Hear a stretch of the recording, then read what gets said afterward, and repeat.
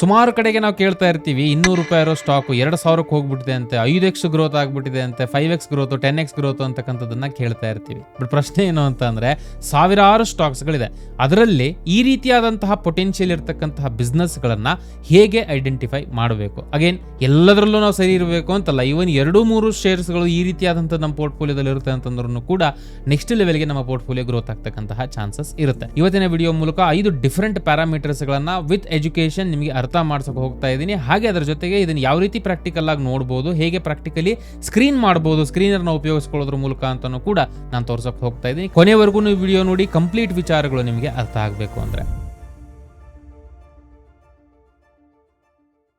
ಮುಂದೆ ಬರೋದಕ್ಕಿಂತ ಮುಂಚೆ ನಾನು ಆಲ್ರೆಡಿ ಹೇಳಿದೆ ಸಾವಿರಾರು ಸ್ಟಾಕ್ಸ್ಗಳಿದೆ, ಇದರಲ್ಲಿ ನಾವು ಸಡನ್ ಆಗಿ ಮ್ಯಾನ್ಯುವಲ್ ಆಗಿ ಪ್ರತಿಯೊಂದನ್ನು ನೋಡ್ಕೊಂಡು ಕುತ್ಕೋಬಹುದು. ಬಟ್ ಇವತ್ತಿನ ಕಾಲಕ್ಕೆ ಟೆಕ್ನಾಲಜಿ ಗ್ರೋತ್ ಆಗಿದೆ. ಸೊ ಇವತ್ತಿಗೆ ಅವೈಲೇಬಲ್ ಇರತಕ್ಕಂಥ ಸುಮಾರು ರೀತಿಯಾದಂತಹ ಸ್ಕ್ರೀನರ್ಸ್ಗಳಿದೆ. ಬಟ್ ಇವತ್ತಿನ ವಿಡಿಯೋದಲ್ಲಿ ನಾನು ಟಿಕರ್ ಟೇಪ್ ಅಂತಕ್ಕಂತಹ ಒಂದು ಸ್ಕ್ರೀನರ್ನ ಉಪಯೋಗಿಸಕ್ಕೆ ಹೋಗ್ತಾ ಇದ್ದೀನಿ. ಇದರಲ್ಲಿರ್ತಕ್ಕಂಥ ಫೀಚರ್ಸ್ಗಳು ಹಾಗೆ ಪ್ರೈಮ್ ಫೀಚರ್ಸ್ಗಳನ್ನು ಕೂಡ ನಾನು ಎಕ್ಸ್ಪ್ಲೇನ್ ಮಾಡಕ್ಕೆ ಹೋಗ್ತಾ ಇದ್ದೀನಿ, ಹೇಗೆ ಇದನ್ನು ಉಪಯೋಗಿಸ್ಕೊಳ್ಳೋದು ಅಂತ ಹೇಳ್ಕೊಂಡು ಒಂದೊಂದಾಗಿ ಅರ್ಥ ಮಾಡ್ಕೊಳ್ತಾ ಹೋಗೋಣ ಯಾವ ರೀತಿಯಾಗಿ ಮಾಡೋದು ಅಂತ. ಫಸ್ಟ್ ಥಿಂಗ್ ಫಸ್ಟ್, ನೀವು ಇಲ್ಲಿ ಗಮನಿಸ್ತಾ ಇರಬಹುದು tickertape.inಗೆ ನಾನು ಎಂಟ್ರಿ ಆಗಿರ್ತೀನಿ. ಸೊ ಬೇಸಿಕಲಿ ಫ್ರೀಯಾಗೂ ನೀವು ಯೂಸ್ ಮಾಡ್ಬೋದು, ಪ್ರೈಮ್ ಫೀಚರ್ಸ್ಗಳು ಕೂಡ ಇರುತ್ತೆ. ಎರಡರದ್ದು ಕಾಂಬಿನೇಷನ್ ನಾನು ಹೇಳ್ತಾ ಹೋಗ್ತೀನಿ. ಒಂದ್ಸತಿ ನೀವು ಲಾಗಿನ್ ಆಗಿದ್ದೀರಾ, ಫ್ರೀಯಾಗೇನೆ ನೀವು ಸೈನ್ ಅಪ್ ಆಗ್ಬೋದು. ಲಾಗಿನ್ ಆಗಿದ್ದೀರಾ ಅಂತಂದ್ರೆ ಈ ರೀತಿಯಾಗಿ ಸ್ಕ್ರೀನ್ ಕಾಣಿಸುತ್ತೆ. ಇದರಲ್ಲಿ ಮ್ಯೂಚುವಲ್ ಫಂಡ್ ಹಾಗೆ ಸ್ಟಾಕ್ಸ್ಗಳು ಎರಡನ್ನೂ ಕೂಡ ನೀವು ಸ್ಕ್ರೀನ್ ಮಾಡಬಹುದು. ಅಂದ ಸೆನ್ಸ್ ಫಿಲ್ಟರ್ ಹಾಕೊಂಡು ಸ್ಕ್ರೀನ್ ಮಾಡ್ಕೊಳ್ಬಹುದಾಗಿರುತ್ತೆ, ಅಥವಾ ಸರ್ಚ್ ಮಾಡಬಹುದು ಸ್ಟಾಕ್ಸ್ಗಳನ್ನ. ಆ ಸ್ಟಾಕ್ಸ್ ಅಲ್ಲಿ ಇರತಕ್ಕಂಥ ಮಾಹಿತಿಗಳನ್ನು ಕೂಡ ನೀವು ನೋಡಬಹುದು. ಈ ವಿಚಾರದಲ್ಲಿ ನಾನು ಏನ್ ಮಾಡ್ತೀನಿ, ಇಲ್ಲಿ ಮೋರ್ ಅಂತಕ್ಕಂಥ ಒಂದು ಆಪ್ಷನ್ ಇದೆ ನೋಡಿ. ಮೋರ್ ಅಂತದ್ರಲ್ಲಿ ಸ್ಟಾಕ್ ಸ್ಕ್ರೀನರ್ ಅಂತ ಇದೆ. ಸ್ಟಾಕ್ ಸ್ಕ್ರೀನರ್ ಅಂತ ಕ್ಲಿಕ್ ಮಾಡಿದ ತಕ್ಷಣ ಈ ರೀತಿಯಾಗಿ ಕಾಣಿಸುತ್ತೆ. ಸುಮಾರು ಪ್ರೀ ಬಿಲ್ಟ್ ಸ್ಕ್ರೀನರ್ಸ್ ಅದೆಲ್ಲ ಇರುತ್ತೆ ಇವ್ರದ್ದು. ಬಟ್ ನಮ್ಮದೇ ಆದಂಥ ಓನ್ ಒಂದು ಸ್ಕ್ರೀನನ್ನು ಬಿಲ್ಡ್ ಮಾಡ್ತಾ ಹೋಗೋಣ. ಇವಾಗ imagine I click start screening here. ಇಲ್ಲಿ 2 ವಿಂಡೋಸ್ಗಳಿದೆ. ಇಲ್ಲಿ ಲೆಫ್ಟಲ್ಲಿ ಏನು ಕಾಣಿಸ್ತಾ ಇದೆಯೋ ಕರ್ಸರ್ನ ಫಾಲೋ ಮಾಡಿ, ಲೆಫ್ಟಲ್ಲಿ ಕಾಣಿಸ್ತಾ ಇರತಕ್ಕಂಥದ್ದು ಅಲ್ಲಿ ನಮಗೆ ಬೇಕಾದಂತಹ ಫಿಲ್ಟರ್ಸ್ಗಳನ್ನು ನಾವು ಆ್ಯಡ್ ಮಾಡ್ಬೋದು. ರೈಟ್ ಸೈಡಲ್ಲಿ ಇರತಕ್ಕಂತಹ ಒಂದು ವಿಂಡೋ ಏನಿದೆಯೋ, ನಾವು ಫಿಲ್ಟರ್ನ ಆ್ಯಡ್ ಮಾಡಿ ಬದಲು ಮಾಡ್ತಾ ಹೋದ ಹಾಗೇನೆ ಇದರಲ್ಲಿ ಸ್ಟಾಕ್ಸ್ಗಳು ಇಲ್ಲಿ ಲೀಸ್ಟ್ ಏನು ಕಾಣಿಸ್ತಾ ಇದೆಯೋ ಅದು ಬದಲಾಗ್ತಾ ಹೋಗುತ್ತೆ. ಈಗ ಫಾರ್ ಎಕ್ಸಾಂಪಲ್ ಕರ್ಸರ್ನ ನೋಡ್ತೀರಾ ಅಂದರೆ 1 to 20 ನಮ್ಗೆ ತೋರಿಸ್ತಾ ಇದೆ. ಬಟ್ 5741 ಶೇರುಗಳು ಇವಾಗ ಸದ್ಯಕ್ಕೆ ಇರತಕ್ಕಂಥದ್ದು. ಇಲ್ಲಿ ಮೊದಲನೆಯ ಫಿಲ್ಟರ್ ನಾವು ಅಪ್ಲೈ ಮಾಡೋಕ್ಕೆ ಹೋಗ್ತಕ್ಕಂಥದ್ದು ಮಾರ್ಕೆಟ್ ಕ್ಯಾಪ್ ಅಂತ ಹೇಳ್ಬೋದು. ತುಂಬ ಜನಕ್ಕೆ ಐಡಿಯಾನೇ ಇಲ್ಲ. ಬೇಸಿಕಲಿ ನಮ್ಗೆ ಏನು ಅನಿಸುತ್ತೆ, ಚೀಪ್ ಸ್ಟಾಕ್ಗಳನ್ನು ನಾವು ಸೆಲೆಕ್ಟ್ ಮಾಡ್ತೀವಿ ಅಂತಂದರೆ ಬೆಸ್ಟ್ ಸ್ಟಾಕ್ಸ್ಗಳನ್ನು ನಾವು ತೊಗೊಳ್ತೀವಿ. ನಮ್ಮ ಪ್ರಕಾರ ಬೆಲೆಯೇ ಫೈನಲ್ ಇಂಡಿಕೇಟರ್ ಆಗಿರುತ್ತೆ. ಓವರ್ ಆಲ್ ಮೌಲ್ಯವನ್ನು ನಾವು ಅಳಿಲಿಕ್ಕೆ ಬೆಲೆಯನ್ನು ನೋಡೋಕೆ ಹೋಗ್ತೀವಿ. ಬಟ್ ಪ್ರಾಬ್ಲಮ್ ಏನು ಅಂತಂದರೆ ಮೌಲ್ಯನೇ ಬೇರೆ, ಬೆಲೆನೇ ಬೇರೆ. ಫಾರ್ ಎಕ್ಸಾಂಪಲ್ ಈ ಮೊಬೈಲು ಈಗ ಫಾರ್ ಎಕ್ಸಾಂಪಲ್ ನಾನು 50,000 ಕೊಡ್ತಾ ಇದ್ದೀನಿ ಅಂತ ಅನ್ಕೊಳ್ಳೋಣ. ಬಟ್ ಇದರ ರಿಯಲ್ ವ್ಯಾಲ್ಯೂ, ಇದರ ರಿಯಲ್ ಪ್ರೈಸು 1 ಲಕ್ಷ ಇದೆ ಅಂತಂದರೆ ನನಗೆ ಈ ಒಂದು ಪರ್ಟಿಕ್ಯುಲರ್ ಮೊಬೈಲ್ 50,000ಕ್ಕೆ ಸಿಗ್ತಿದೆ ಅಂತಂದರೆ ಕಡಿಮೆಗೆ ಸಿಗ್ತಿದೆಯಾ ಜಾಸ್ತಿಗೆ ಸಿಗ್ತಿದೆಯಾ ಅಂತಕ್ಕಂಥ ಥಾಟ್ ಇಲ್ಲಿ ಬರುತ್ತೆ. ಸೊ ಮೌಲ್ಯ ಬೇರೆ, ಅದರ ರಿಯಲ್ ವ್ಯಾಲ್ಯೂ ಬೇರೆ, ಬಟ್ ಬೆಲೆನೇ ಬೇರೆ ಆಗುತ್ತೆ. ಸೊ ಹಾಗಾಗಿ ನಾವಿಲ್ಲಿ ಗಮನಿಸಬೇಕಾಗಿರ್ತಕ್ಕಂಥದ್ದು ಮೊದಲನೇದ್ದು ಮಾರ್ಕೆಟ್ ಕ್ಯಾಪ್ ಅಂತ ಹೇಳ್ತೀವಿ ನಾವು. ಕೆಲವೊಂದು ಸತಿ ಒಂದು ಶೇರುಗಳು 10 ರೂಪಾಯಿನೇ ಇರ್ಬೋದು, 100 ರೂಪಾಯಿನೇ ಇರ್ಬೋದು, 1000 ರೂಪಾಯಿನೇ ಇರ್ಬೋದು, ಅಥವಾ 1.5 ಲಕ್ಷನೇ ಇರ್ಬೋದು. ಆ ರೀತಿಯಾದಂತಹ ಕೇಸಲ್ಲಿ ಅದು price is not equal to value. So ಅದು ಮಲ್ಟಿಪ್ಲೈಡ್ ಬೈ ಶೇರ್ಸ್ಗಳು. ಅವರು ಎಷ್ಟು ಶೇರ್ಸ್ಗಳನ್ನು ಸ್ಟಾಕ್ ಮಾರ್ಕೆಟಲ್ಲಿ ಇವತ್ತಿನ ಕಾಲಕ್ಕೆ ಲೀಸ್ಟ್ ಮಾಡಿದ್ದಾರೆ, ಇದನ್ನು ನಾವು ಮಾಡ್ತೀವಿ ಅಂತಂದರೆ ಮಾರ್ಕೆಟ್ ಕ್ಯಾಪ್ ಅಂತ ಹೇಳ್ತೀವಿ ನಾವು. Simple sense total valuation of the business ಅಂತ ಅನ್ಕೊಳ್ಳೋಣ. ಎಕ್ಸಾಂಪಲ್ಗೆ ಹೇಳ್ತಾ ಇರ್ತಕ್ಕಂಥದ್ದು. ಇದರಲ್ಲಿ ನೀವು ವೇರಿಯೇಷನ್ಸ್ಗಳನ್ನ ಇಟ್ಕೊಳ್ಬೋದಾಗುತ್ತೆ. ಫಾರ್ ಎಕ್ಸಾಂಪಲ್ ಇಲ್ಲಿ ಮಾರ್ಕೆಟ್ ಕ್ಯಾಪ್ ಅಂತಕ್ಕಂತಹ ಬೈ ಡಿಫಾಲ್ಟ್ ಆಪ್ಷನ್ ಏನಿದೆಯೋ ಇದರಲ್ಲಿ ಮಿಡ್ ಕ್ಯಾಪ್ ಆದ್ರೂ ನೀವು ಸೆಲೆಕ್ಟ್ ಮಾಡ್ಕೊಳ್ಬೋದು, ಲಾರ್ಜ್ ಕ್ಯಾಪ್ ಆದ್ರೂ ಸೆಲೆಕ್ಟ್ ಮಾಡ್ಕೊಳ್ಬೋದು. ಫಾರ್ ಎಕ್ಸಾಂಪಲ್ ಲಾರ್ಜ್ ಕ್ಯಾಪ್ ಅಂದ ತಕ್ಷಣ ನೋಡಿ ಟಾಪ್ 100 ರಿಸಲ್ಟ್ಸ್ಗಳು ನಮಗೆ ಕಾಣಿಸೋಕೆ ಸ್ಟಾರ್ಟ್ ಆಯಿತು. ಸೊ ನಾವು ನಮ್ಮ ಎಕ್ಸಾಂಪಲ್ನ ಪ್ರಕಾರ instead of this stock universe ಅಂತಕ್ಕಂಥದ್ದು ಇದೆ ಅಲ್ವಾ, ನಾನು ಇದರಲ್ಲಿ ಹೋಗ್ತೀನಿ. ಇದರಲ್ಲಿ Nifty 500, small cap, mid cap, ಯಾವ ಯೂನಿವರ್ಸ್, ಯಾವ ಬಾಸ್ಕೆಟಲ್ಲಿ ನೀವು ಬಿಸ್ನೆಸ್ಗಳನ್ನು ಹುಡುಕ್ತಿದ್ದೀರಾ ಅನ್ನೋದನ್ನು ಫಸ್ಟ್ ಲೆವೆಲ್ ಡಿಫೈನ್ ಮಾಡಿಬಿಡಬೇಕು ನಾವು. ಇದ್ರ ಬೇಸಿಸಲ್ಲೇ ಮಲ್ಟಿಪಲ್ ಥಿಂಗ್ಸ್ಗಳನ್ನು ನಾವು ವಿಚಾರಿಸ್ಬೋದು. ಸೊ ಇದರಲ್ಲಿ ನಿಫ್ಟಿ 500 ನಾನು ತಗೊಳ್ತಾ ಇದ್ದೀನಿ. ಇನ್ ದ ಸೆನ್ಸ್ ಫಸ್ಟಿಂದ ಟೋಟಲ್ ಬಿಸ್ನೆಸ್ಗಳೇನಿತ್ತು 5,000ದಲ್ಲಿ ಟಾಪ್ 500 ಕಂಪನೀಸ್ಗಳಲ್ಲಿ ನನ್ನ ಓವರಾಲ್ ಅನಾಲಿಸಿಸನ್ನು ಅಥವಾ ನನ್ನ ಓವರಾಲ್ ಡೀಟೇಲ್ಸ್ಗಳನ್ನು ನಾನು ಚೆಕ್ ಮಾಡೋಕ್ಕೆ ಹೋಗ್ತಾ ಇದ್ದೀನಿ. I hope this point is clear. Most valuable companies ಇದರಲ್ಲಿ ನಮಗೆ ಸಿಕ್ಬಿಡುತ್ತೆ. ನಾನು ಎಕ್ಸ್ಟ್ರಾ ಫಿಲ್ಟರ್ ಮಾಡಬೇಕಪ್ಪ, ನನಗೆ ಜಾಸ್ತಿ ಸ್ಟೆಬಿಲಿಟಿ ಇರ್ತಕ್ಕಂಥ ಕಂಪನೀಸ್ಗಳು ಬೇಕು ಅಂತಕ್ಕಂಥವ್ರು ನಾನು ಆಲ್ರೆಡಿ ಹೇಳಿರೋ ಪ್ರಕಾರ ಮಾರ್ಕೆಟ್ ಕ್ಯಾಪ್ಗೆ ಹೋಗಿ ಲಾರ್ಜ್ ಕ್ಯಾಪಲ್ಲೇ ಹುಡುಕ್ಬೋದು. ಟೋಟಲ್ 100 ಶೇರ್ಸ್ಗಳಿದೆ. ಬಟ್ ಅಫ್ಕೋರ್ಸ್ ಫಸ್ಟ್ 500 ನಾವು ನೋಡ್ತೀವಿ ಅಂತಂದರೆ ಡೀಸೆಂಟಾಗಿ ನಮಗೆ ಸ್ಮಾಲ್ ಕ್ಯಾಪು ಸಿಗುತ್ತೆ, ಮಿಡ್ ಕ್ಯಾಪ್ ಕಂಪನೀಸ್ಗಳು ಸಿಗುತ್ತೆ, ಲಾರ್ಜ್ ಕ್ಯಾಪ್ ಕಂಪನೀಸ್ಗಳು ಸಿಗುತ್ತೆ. Are there is one more option. Basically ಇಲ್ಲಪ್ಪ ನನಗೆ ಈ ಥರ ಬೇಡ ಅಂತ ಅಂದರೆ ಡೈರೆಕ್ಟಾಗಿ ಮಾರ್ಕೆಟ್ ಕ್ಯಾಪ್ಗೆ ಹೋಗ್ತೀರಾ. ಇಲ್ಲಿ ಬಾಕ್ಸ್ ಕಾಣಿಸ್ತಾ ಇದೆ ನೋಡಿ, ಮಿನಿಮಮ್ ವ್ಯಾಲ್ಯೂ ಮ್ಯಾಕ್ಸಿಮಮ್ ವ್ಯಾಲ್ಯೂನ ಇಂಡಿಕೇಟ್ ಮಾಡುತ್ತೆ. ಫಾರ್ ಎಕ್ಸಾಂಪಲ್ ಮಿನಿಮಮ್ ವ್ಯಾಲ್ಯೂ ಅಲ್ಲಿ ನಾನು 12,000 ಅಂತ ಕೊಡ್ತೀನಿ ಅಂತಂದರೆ 12,000 ಆರ್ 10,000 ಕ್ರೋರ್ಸ್ ಕೊಡ್ತೀನಿ ಅಂತಂದರೆ ಅಪ್ರಾಕ್ಸಿಮೇಟ್ಲಿ ನೋಡಿ 514 ರಿಸಲ್ಟ್ಸ್ಗಳು ನನಗೆ ಬರ್ತಾ ಇದೆ. ಸೊ ಸಿಂಪ್ಲಿಸಿಟಿ ಪರ್ಪಸ್ಗೆ ನಾನು ಯೂನಿವರ್ಸ್ಗೆ ಹೋಗ್ತೀನಿ, ಟಾಪ್ 500 ಕಂಪನೀಸ್ಗಳನ್ನ ತೊಗೊಂಡಿದ್ದೀನಿ ಅಂತಂದರೆ ಟೋಟಲ್ 500 ಸ್ಟಾಕ್ಸ್ಗಳು ನಮಗೆ ಬಾಸ್ಕೆಟ್ಗೆ ಬಂತು. 5,000 ಶೇರ್ಸ್ಗಳಿಂದ 500 ಶೇರ್ಸ್ಗೆ ನಾವು ಬಂದ್ವಿ. This is the first step. Second ಬರ್ತಕ್ಕಂತಹ ಪ್ರಶ್ನೆ PE ರೇಷಿಯೋ. ಸುಮಾರು ಜನಕ್ಕೆ ಈ ಒಂದು ವಿಚಾರವಾಗಿ ಆಲ್ರೆಡಿ ಗೊತ್ತಿರ್ಬೋದು, ಬಟ್ ಪ್ರಾಬ್ಲಮ್ ಏನು ಅಂತಂದರೆ ರೈಟ್ ವೇದಲ್ಲಿ ಅಂಡರ್ಸ್ಟ್ಯಾಂಡಿಂಗ್ ಇರಲ್ಲ. ಸಿಂಪಲ್ ಆಗಿ ಹೇಳಬೇಕು ಅಂತ ಅಂದರೆ, ಈಗ ಅಗೇನ್ ಮೊಬೈಲ್ ಎಕ್ಸಾಂಪಲೇ ತೊಗೊಳ್ಳೋಣ. ಮೊಬೈಲ್ ನಾನು 50,000 ಕೊಡ್ತಾ ಇದ್ದೀನಿ ಅಂತ ಅನ್ಕೊಳ್ಳೋಣ, ಅಥವಾ better let's take an example of a company. So ಯಾವುದೇ ಒಂದು ಸ್ಟಾಕನ್ನು ನೀವು ಬೈ ಮಾಡ್ತಾ ಇದ್ದೀರಾ, 500 ರೂಪಾಯಿ ಅಥವಾ 100 ರೂಪಾಯಿನೇ ಕೊಡ್ತಿದ್ದೀರಾ ಅಂತ ಅನ್ಕೋಣ. ಬೆಲೆಯನ್ನು 100 ರೂಪಾಯಿ ಕೊಡ್ತಿದ್ದೀರಾ, ಕಂಪನಿ 20 ರೂಪಾಯಿ ಗಳಿಸ್ತಿದೆ ಅಂತಂದರೆ 100 ಪ್ರೈಸ್ ನೀವು ಕೊಡ್ತಾ ಇರೋದು ಡಿವೈಡೆಡ್ ಬೈ 20 ಅಂದರೆ ಅರ್ನಿಂಗ್ಸ್ಗಳು ಆ ಕಂಪನಿದು. ಸೊ ಎಷ್ಟಾಯಿತು? 5 ಆಯಿತು.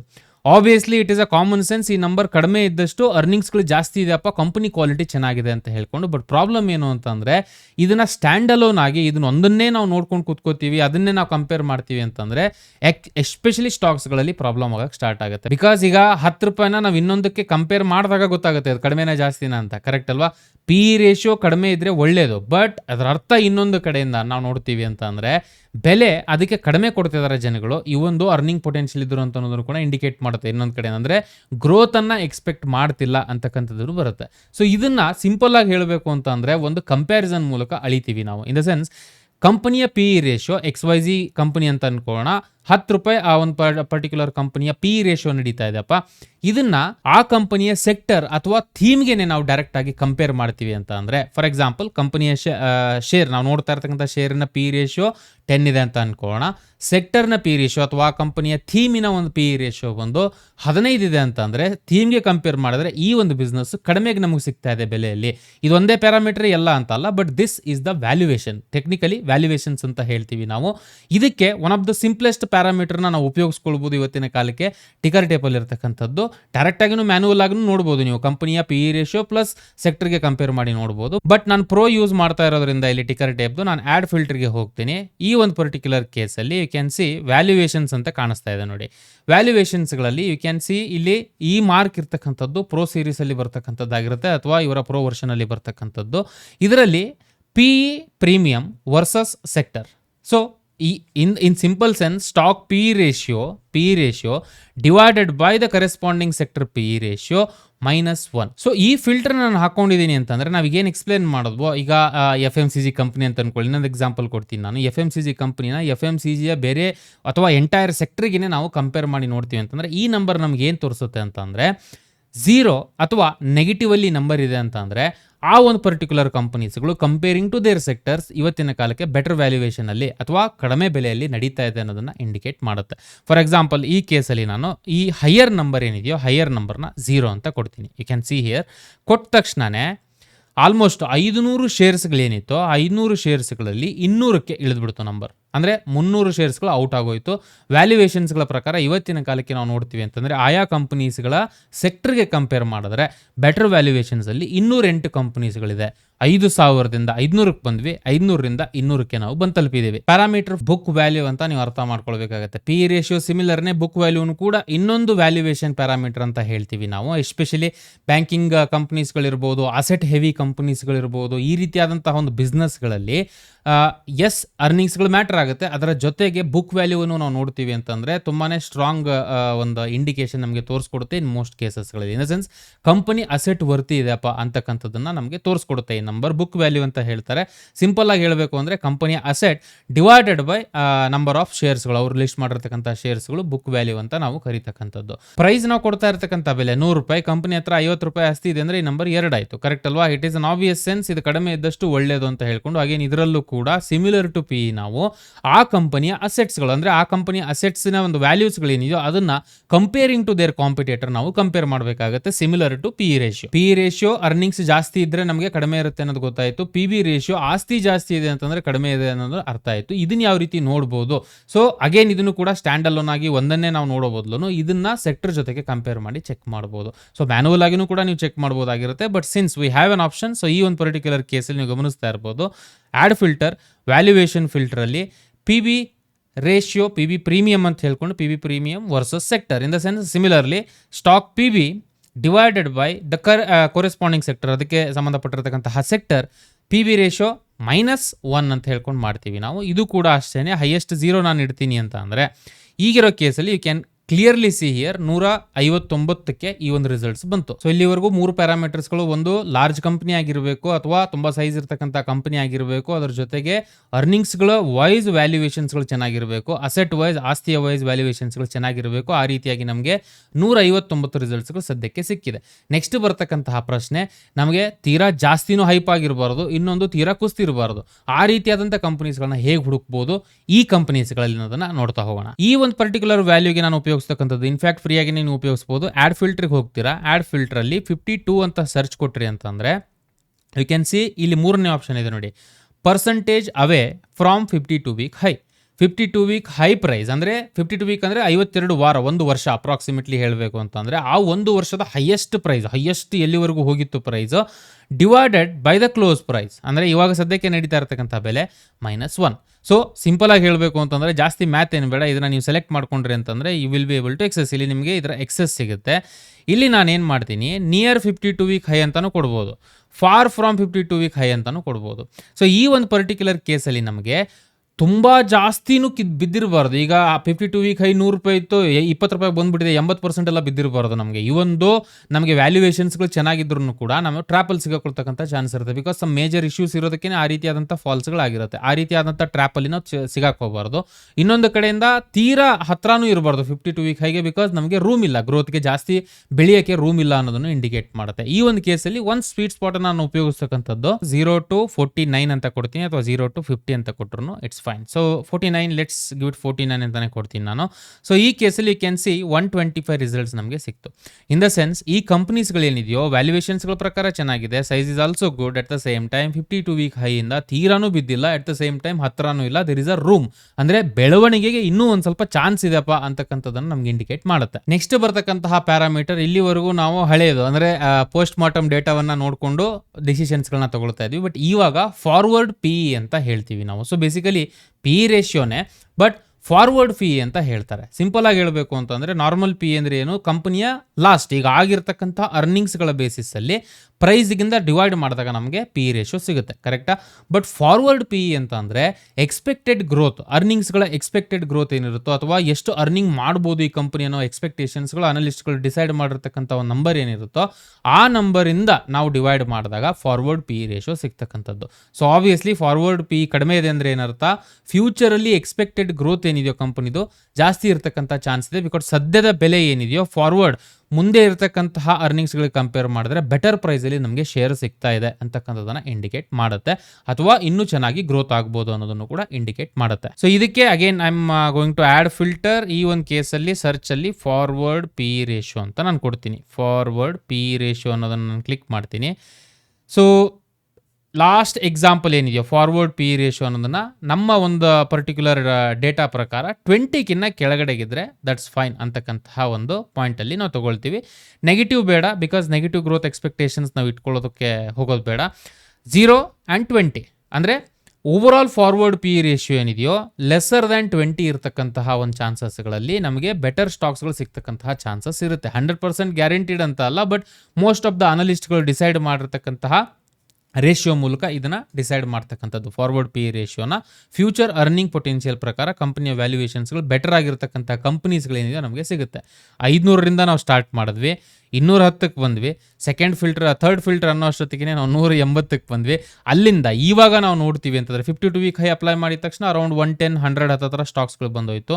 ಈ ಕೇಸಲ್ಲಿ ವಿ ಹ್ಯಾವ್ ಓನ್ಲಿ 50 ರಿಸಲ್ಟ್ಸ್, 50 ಕಂಪನೀಸ್ಗಳು ನಮಗೆ ಸಿಕ್ತು. ಸೊ ಈ ಒಂದು ಫಿಲ್ಟರ್ಸಲ್ಲಿ ನಮಗೆ ಬೇಕಾದಂಥ, ಈಗ ನಮಗೆ ಎಷ್ಟೊಂದು 5-10 ಕಂಪನೀಸ್ಗಳು ಬೇಕಾಗುತ್ತೆ. ಆ 10 ಕಂಪನೀಸ್ಗಳನ್ನ ನಾವು ಫರ್ದರ್ ಅನಲೈಸ್ ಮಾಡ್ಬೋದು ಮಲ್ಟಿಪಲ್ ಆ್ಯಂಗಲ್ಸ್ಗಳಲ್ಲಿ. ಒಂದು ಸಿಂಪಲ್ ವೇ ಅಥವಾ ಮಾರ್ಕೆಟ್ ಕ್ಯಾಪ್ ಬೇಸಿಸಲ್ಲೇ ನೀವು ಬಿಲ್ಡ್ ಮಾಡ್ಬೋದು ಪೋರ್ಟ್ಫೋಲಿಯೋ. ಬಿಕಾಸ್ ಎನಿವೇ ನಿಮ್ಮ ಹತ್ರ ಇವಾಗ ಎಲ್ಲ ಫಿಲ್ಟರ್ಸ್ಗಳನ್ನು ಇನ್ಕ್ಲೂಡ್ ಆಗಿ ಬಂದಿರೋದ್ರಿಂದ ಸಿಂಪ್ಲಿ ಮಾರ್ಕೆಟ್ ಕ್ಯಾಪನ್ನು ನಾನು ಕ್ಲಿಕ್ ಮಾಡ್ತೀನಿ ಅಂತಂದರೆ ಸಾರ್ಟ್ ಮಾಡ್ಕೊಳ್ಬೋದು. ಹೈಯರ್ ಮಾರ್ಕೆಟ್ ಕ್ಯಾಪಿಂದ ನಾನು ಬೇಸಿಸಲ್ಲಿ ಈಗ ಒಂದು ಇಮ್ಯಾಜಿನ್ 10 ಕಂಪನೀಸ್ಗಳಪ್ಪ ಬೆಟರ್ ವ್ಯಾಲ್ಯೂಯೇಷನ್ಸ್ಗಳಲ್ಲಿ ಬೆಟರ್ ಅರ್ನಿಂಗ್ ಪೊಟೆನ್ಷಿಯಲ್ ಇದೆ, ಫಾರ್ವರ್ಡ್ ಪಿ ಚೆನ್ನಾಗಿದೆ, ಟೋಟಲ್ 10 ಕಂಪನೀಸ್ಗಳು ಮಾರ್ಕೆಟ್ ಕ್ಯಾಪಿನ ಪ್ರಕಾರನೂ ಕ್ಯಾಲ್ಕುಲೇಟ್ ಮಾಡ್ಬೋದು. ಇಲ್ಲ ನನಗೆ ಅರ್ನಿಂಗ್ಸ್ಗಳು ಜಾಸ್ತಿ ಇರತಕ್ಕಂತಹ ಕಂಪನೀಸ್ಗಳು ಬೇಕು ಅಂತಂದ್ರೂ ಕೂಡ ರಿಟರ್ನ್ ಆನ್ ಇಕ್ವಿಟಿ ಅಂತಕ್ಕಂಥ ಇನ್ನೊಂದು ಪ್ಯಾರಾಮೀಟರ್, ಇದನ್ನು ಸಿಂಪಲ್ ಇಲ್ಲಿ ಹೋಗಿ ನೀವು ಆ್ಯಡ್ ಮಾಡ್ಕೊಳ್ಬೋದು ಫಿಲ್ಟರ್ನ. ರಿಟರ್ನ್ ಆನ್ ಇಕ್ವಿಟಿ ಅಂತ ಹೇಳ್ತಾರೆ. Return on equity. ಇದಾಗೇನು ನೆಸೆಸಿಟಿ ಇಲ್ಲ, ಬೈ ಡಿಫಾಲ್ಟ್ ಇರುತ್ತೆ ಇದರಲ್ಲಿ, ಬಟ್ ರಿಟರ್ನ್ ಆನ್ ಇಕ್ವಿಟಿ ಅಂತಕ್ಕಂತಹ ಒಂದು ವಿಚಾರದಲ್ಲೂ ಕೂಡ ಹೈಯೆಸ್ಟ್ ರಿಟರ್ನ್ ಆನ್ ಇಕ್ವಿಟಿ ಇರತಕ್ಕಂಥದ್ದನ್ನು ಫಸ್ಟ್ ಪ್ರಯಾರಿಟಿ ಕೊಟ್ಕೊಂಡು ನೀವು ಟೋಟಲ್ 10 ಕಂಪನೀಸ್ಗಳನ್ನು ಲಿಸ್ಟ್ ಮಾಡ್ಕೊಳ್ಬೋದು. ಶೇರ್ಗಳ ಹೆಸರು ನಾನು ತೋರ್ಸೋಕ್ಕಾಗಲ್ಲ as per the regulation, but education ನಿಮಗೆ ಅರ್ಥ ಆಗಿದೆ ಅಂತ ಅನ್ಕೊಳ್ತೀನಿ. ಮಲ್ಟಿಪಲ್ ಪ್ಯಾರಾಮೀಟರ್ಸ್ಗಳನ್ನ ನಾವು ಇನ್ಕ್ಲೂಡ್ ಮಾಡ್ಕೊಂಡಿದ್ವಿ ಇಲ್ಲಿವರೆಗೂ ಸೋಫಾರ್. ಇವಾಗ ಸಮಾರೋಪ ವೆರಿ ಇಂಪಾರ್ಟೆಂಟ್. ತುಂಬ ಜನಗಳು ಇದನ್ನು ಮಿಸ್ ಮಾಡ್ಕೊಳ್ತಾರೆ. ಬೇಸಿಕಲಿ ಒಂದು ಪೋರ್ಟ್ಫೋಲಿಯೋ ಅಂದರೆ ನಾವು ಜಸ್ಟ್ ಅದನ್ನು ಹಾಗೆ ಬಿಟ್ಬಿಟ್ಟು ಮುಂದೆ ಹೋಗೋಕ್ಕಾಗಲ್ಲ. We should be treating it. ಅಂದರೆ ಕಾಲಕ್ಕೆ ಆ ಬದಲಾವಣೆಗಳು ಏನು ನಾವು ಚೆಕ್ ಮಾಡ್ತಾ ಇದೀವಿ ಪ್ಯಾರಾಮೀಟರ್ಸ್ಗಳನ್ನು ಮತ್ತೆ ರಿವ್ಯೂ ಮಾಡ್ತಾ ಇರಬೇಕು. ಫಾರ್ ಎಕ್ಸಾಂಪಲ್, ಈಗ ನಾನು ಬಿಲ್ಡ್ ಮಾಡಿದೆ ಪೋರ್ಟ್ಫೋಲಿಯೋ, ಟಾಪ್ 10 ಕಂಪನೀಸ್ಗಳು ನನಗೆ ಸಿಕ್ತು. ಮಾರ್ಕೆಟ್ ಕ್ಯಾಪಿನ ಫಿಲ್ಟರ್ ಬೇಸಿಸಲ್ಲಿ 10 ಕಂಪನೀಸ್ಗಳು ನನಗೆ ಸಿಕ್ಕಿದೆ. ಆ 10 ಕಂಪನೀಸ್ಗಳು ನಾನು ಇನ್ವೆಸ್ಟ್ ಮಾಡಿದ್ದೀನಿ ಅಂತ ಅನ್ಕೋಣ. 1 ವರ್ಷ ಬಿಟ್ಟಾದಮೇಲೆ, ಎಕ್ಸಾಂಪಲ್ ನಾನು ಹೇಳ್ತಾ ಇರೋದು ವೆರಿ ಇಂಪಾರ್ಟೆಂಟ್, ಕರೆಕ್ಟಾಗಿ ಕೇಳಿಸ್ಕೊಳ್ಳಿ. 1 ವರ್ಷ ಅಥವಾ ಮೇ ಬಿ 6 ತಿಂಗಳು ಆದಮೇಲೆ ಈ ಫಿಲ್ಟರ್ಸ್ಗಳನ್ನ ಮತ್ತೆ ರನ್ ಮಾಡ್ತೀನಿ ನಾನು. ಅದೇ ಕಂಪನೀಸ್ಗಳು ಟಾಪ್ 500 ಕಂಪನೀಸ್ಗಳಿಗೆ ರನ್ ಮಾಡ್ತೀವಿ. ಬಟ್ ಇವಾಗ ಮಾರ್ಕೆಟ್ ಕ್ಯಾಪಿನ ಪ್ರಕಾರ ಹೈಯೆಸ್ಟ್ ಟು ಲೋಯೆಸ್ಟ್ ಲಿಸ್ಟ್ ಮಾಡ್ಕೊಂಡ್ಬಂದೆ. ಈ ಎಕ್ಸಾಂಪಲಿನ ಪ್ರಕಾರ ನಾವು ಕೇಳಬೇಕಾಗಿರೋ ಕ್ವಶನ್ ಇಷ್ಟೇ: ನಾನು ಇನಿಷಿಯಲಿ ಇನ್ವೆಸ್ಟ್ ಮಾಡಿರ್ತಕ್ಕಂಥ ಕಂಪನಿ ಟಾಪ್ 10 ಅಲ್ಲಿ ಇದೆಯಾ? ಈಗ ಎಕ್ಸಾಂಪಲ್ ನೀವು 10 ಕಂಪನೀಸ್ಗಳು ಅಂತ ನಾನು ಎಕ್ಸಾಂಪಲ್ ತೊಗೊಳಿದ್ದು, 20 ಕಂಪನೀಸ್ ಅಂದರೆ 20 ಕಂಪನೀಸ್. ಆ ಲೀಸ್ಟಲ್ಲಿ ನಾನು ಇನ್ವೆಸ್ಟ್ ಮಾಡಿರ್ತಕ್ಕಂಥ ಕಂಪನಿ ಇದೆಯಾ ಇಲ್ವಾ? If it is there then it's fine. If it is not there, ನಾನು ಅದರಲ್ಲಿ ಇಲ್ಲ ಅಂತಂದ್ರೆ ಏನರ್ಥ, ವ್ಯಾಲ್ಯೂಯೇಷನ್ಸಿನ ಪ್ರಕಾರ ಅಥವಾ ಏನೋ ಸಮಥಿಂಗ್ ಪ್ರಾಬ್ಲಮ್ ಆಗಿದೆ, ಹಾಗಾಗಿ ಆ ಲಿಸ್ಟಿಂದ ಹೊರಗಡೆ ಹೋಗಿದೆ. ನಮ್ಮ ಕಡೆಯಿಂದ ನಾವು ಮಾಡಬೇಕಾಗಿರೋದು ಇಷ್ಟೇ, ಅದನ್ನು ಹೊರಗಡೆಗೆ ಬರ್ತೀವಿ. ಅದು ಲಾಸಲ್ಲೂ ಎಕ್ಸಿಟ್ ಆಗ್ಬೋದು, ಪ್ರಾಫಿಟಲ್ಲೂ ಎಕ್ಸಿಟ್ ಆಗ್ಬೋದು, we don't know. But we have a system here. ಅದನ್ನು ಎಕ್ಸಿಟ್ ಆಗ್ತೀವಿ. ಯಾವುದು ಹೊಸದಾಗಿ ಎಂಟ್ರಿ ಆಗಿರುತ್ತೋ, XYZ ಹೋಯಿತು, ABC ಹೊರಗಡೆ ಬಂದಿದೆ ಅಂತಂದರೆ ಆ ABC ಕಂಪನಿಲಿ ಆ ಎಕ್ಸಿಟ್ ಆಗಿರೋ ಅಮೌಂಟನ್ನು ಇನ್ವೆಸ್ಟ್ ಮಾಡ್ತೀವಿ. ಸ್ಟಾಕ್ ರೊಟೇಷನ್ ಅಂತ ಹೇಳ್ತೀವಿ ನಾವು. ಎಲ್ಲ ಪ್ಯಾರಾಮೀಟರ್ಸ್ಗಳು ಅದೇ ರೀತಿ ಇರುತ್ತೆ, ಬಟ್ ಒಂದು ಪರ್ಟಿಕ್ಯುಲರ್ ಪ್ಯಾರಾಮೀಟರ್ ಬೇಸಿಸಲ್ಲಿ, ಈ ಕೇಸಲ್ಲಿ ಮಾರ್ಕೆಟ್ ಕ್ಯಾಪ್ ಅಂತ ಅನ್ಕೊಳ್ಳೋಣ, ಅದರ ಬೇಸಿಸಲ್ಲಿ ನಾವು ಫಿಲ್ಟರ್ ಮಾಡ್ಬೋದು. ಕ್ವಾಲಿಟಿ ಕಂಪನೀಸ್ಗಳೇ, ಬಟ್ ರೊಟೇಷನ್ ನಮ್ಗೆ ಹೆಲ್ಪ್ ಮಾಡುತ್ತೆ. ಗುಡ್ ಕಂಪನೀಸ್ಗಳನ್ನ ಅದೇ ರೀತಿ ಲಿಸ್ಟಲ್ಲಿ ಇಡುತ್ತೆ, ಬ್ಯಾಡ್ ಕಂಪನೀಸ್ಗಳನ್ನ ಲಿಸ್ಟಿಂದ ತೆಗೆದು ಹಾಕ್ತಾ ಇರುತ್ತೆ, ಗುಡ್ ಕಂಪನೀಸ್ಗಳನ್ನ ರಿಪ್ಲೇಸ್ ಮಾಡ್ತಾ ಹೋಗುತ್ತೆ. This is the simplest rule overall ಪೋರ್ಟ್ಫೋಲಿಯೋನ ಮ್ಯಾನೇಜ್ ಮಾಡಲಿಕ್ಕೆ. ಐ ನೋ ಸ್ವಲ್ಪ ಟೆಕ್ನಿಕಲ್ ಆಗಿತ್ತು ಇನ್ಫಾರ್ಮೇಷನ್ಸ್ಗಳು, ಬಟ್ ಈ ವಿಡಿಯೋನ ಇನ್ನೊಂದ್ಸತಿ ನೋಡಿ ನಿಮಗೆ ಕಂಪ್ಲೀಟ್ ಒಂದು ವಿಚಾರಗಳು ಅರ್ಥ ಆಗಬೇಕು ಅಂತಂದ್ರೆ ಏನೇ ಪ್ರಶ್ನೆಗಳಿತ್ತು ಅಂದ್ರೂ ಕೂಡ ನೀವು ಡೈರೆಕ್ಟ್ ಆಗಿ ಕಮೆಂಟ್ ಮೂಲಕ ತಿಳಿಸಬಹುದು. ಟಿಕರ್ ಟೇಪ್ ಪ್ರೋ ಫೀಚರ್ಸ್ಗಳೇನು ಉಪಯೋಗಿಸಿದೀವೋ ಅದನ್ನ ನೀವು ಉಪಯೋಗಿಸಬಹುದು ಅಂತಂದ್ರೆ ಅವ್ರ ಕಡೆಯಿಂದ ಆಫರ್ ಕೊಡ್ತಿದ್ದಾರೆ ನಮ್ಮ ಯೂಸರ್ಸ್ಗಳಿಗೆ. 45% ಆಫರ್ನ ಅವರ ಪ್ರೋ ಪ್ಲಾನ್ಗೆ ಕೊಡ್ತಾ ಇರತಕ್ಕಂಥದ್ದು. ಸ್ಕ್ರೀನ್ ಮೇಲೆ ಇಲ್ಲಿ ಏನು ಕಾಣಿಸ್ತಾ ಇದೆ ಪ್ರೊಮೋ ಕೋಡ್ನ ಉಪಯೋಗಿಸೋದ್ರ ಮೂಲಕ ಈ ಒಂದು ಡಿಸ್ಕೌಂಟ್ ಅನ್ನ ನೀವು ಪಡಿಬಹುದು. ಟಿಕರ್ ಟೇಪಿನ ಲಿಂಕ್ ಡಿಸ್ಕ್ರಿಪ್ಷನ್ ಇರುತ್ತೆ, ಆಸಕ್ತಿ ಇರ್ತಕ್ಕಂಥವ್ರು ಚೆಕ್ ಮಾಡಬಹುದು. ಈ ಒಂದು ಪರ್ಟಿಕ್ಯುಲರ್ ಪ್ರೊಮೋ ಕೋಡ್ನ ಉಪಯೋಗಿಸೋದ್ರ ಮೂಲಕ 45% ಡಿಸ್ಕೌಂಟ್ ಅನ್ನು ಕೂಡ ಪಡಿಬಹುದು. ಅಂಡ್ ಇಲ್ಲಿವರೆಗೂ ನಾನು ಕೊಟ್ಟಿರ್ತಕ್ಕಂಥ ಮಾಹಿತಿಗಳು ಎಜುಕೇಶನಲ್ ಪರ್ಪಸ್ಗೆ ಮಾತ್ರ, ಯಾವುದೇ ರೀತಿಯಂತ ಬೈಸೆಲ್ ರೆಕಮೆಂಡೇಶನ್ಸ್ ಅಲ್ಲ. ಮೇಕ್ ಶೋರ್ ಒಂದ್ಸತಿ ಎಕ್ಸ್ಪ್ಲೋರ್ ಮಾಡಿ ಖುದ್ದಾಗಿ. ಶೇರ್ಸ್ಗಳ ಹೆಸರನ್ನು ನಾವು ತೋರ್ಸೋಕ್ಕಾಗಲ್ಲ, ನೀವೇ ಖುದ್ದಾಗಿ ಹೋಗಿ ಅಕೌಂಟ್ ಅನ್ನು ಕ್ರಿಯೇಟ್ ಮಾಡ್ಕೊಳ್ಳಿ, ಫ್ರೀ ಆಗಿನೇ ಇರುತ್ತೆ. ಜಸ್ಟ್ ಎಕ್ಸ್ಪ್ಲೋರ್ ಮಾಡಿ, ಕೆಲವೊಂದಿಷ್ಟು ಆಪ್ಷನ್ಸ್ಗಳು ನಿಮಗೆ ಮೋಸ್ಟ್ ಐಡಿಯಾಸ್ಗಳು ಸಿಗುತ್ತೆ. ಐ ಹೋಪ್ ನಿಮ್ ಕ್ಲಾರಿಟಿ ಬಂದಿದೆ ಅಂತ ಅನ್ಕೊಳ್ತೀನಿ. ಏನೇ ಕ್ವಶನ್ಸ್ಗಳಿದ್ರು ಕೂಡ ಕಮೆಂಟ್ ಮೂಲಕ ತಿಳಿಸಿ. ಏನೇ ಡೌಟ್ಸ್ಗಳು ಸರ್ ಇದ್ರ ಬಗ್ಗೆ ಎಕ್ಸ್ಪ್ಲೇನ್ ಮಾಡಿ, ಕಂಟಿನ್ಯೂಸ್ ಆಗಿ ಏನಾದರೂ ಇದ್ರ ಬಗ್ಗೆ ಮಾತಾಡಿ ಅಂತಕ್ಕಂಥ ಸಜೆಷನ್ಸ್ಗಳಿದ್ರು ಕೂಡ ಕಮೆಂಟ್ ಮೂಲಕ ತಿಳಿಸಿ. ಮತ್ತೆ ನೆಕ್ಸ್ಟ್ ವಿಡಿಯೋದಲ್ಲಿ ಸಿಗ್ತಾ ಇರೋಣ. ಆದಷ್ಟು ಬೇಗ ಫೈನಾನ್ಷಿಯಲ್ ವಿಚಾರದಲ್ಲಿ ನೀವು ಬೆಳಿಲಿ. ಆಲ್ರೆಡಿ ಬೆಳೆದಿದ್ರೆ ಇನ್ನೂ ನೆಕ್ಸ್ಟ್ ಲೆವೆಲ್ಗೆ ಬೆಳೀತಾನೆ ಇರಲಿ ಅಂತ ಆಶಿಸ್ತಾ ಈ ವಿಡಿಯೋನ ಇಲ್ಲಿಗೆ ಕನ್ಕ್ಲೂಡ್ ಮಾಡ್ತಾ ಇದ್ದೀನಿ. ಮತ್ತೆ ನಿಮ್ಗೆ ನೆಕ್ಸ್ಟ್ ವಿಡಿಯೋದಲ್ಲಿ ಸಿಗ್ತೀನಿ. ಅಲ್ಲಿವರೆಗೂ ಜೈ ಹಿಂದ್.